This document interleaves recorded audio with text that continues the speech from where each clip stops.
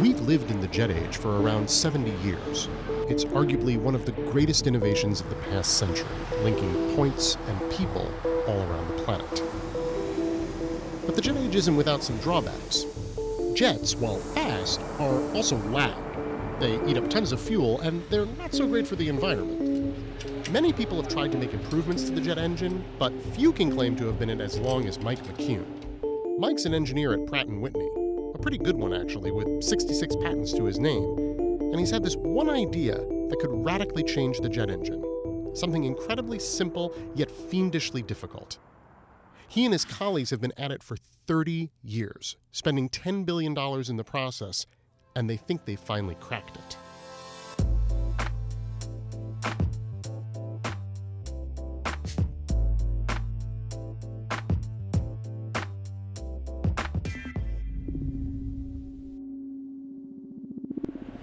The problem with a conventional gas turbine engine is the fan that generates thrust on the front of the engine wants to spin slow for efficiency.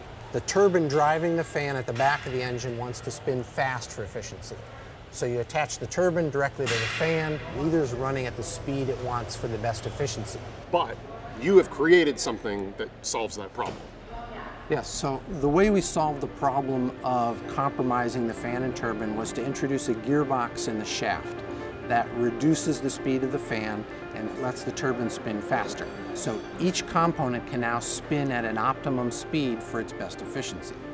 Now, why would you want the fan to spin slowly? That seems counterintuitive, given that the whole purpose of a jet is to go very fast. Yes. The reason you want a fan to spin slow is when it runs very fast, it'll generate a shock wave because the tips are going supersonic. That generates a lot of drag. So by slowing the tips to be subsonic, the fan becomes much more efficient. That efficiency translates into a 15% reduction in fuel consumption, which may sound modest, but has a very real effect on an airline's bottom line. They will save about $1.5 million per airplane per year. An engine that burns less fuel also emits fewer pollutants. The changes also mean an engine that's much quieter, up to 75% quieter, in fact.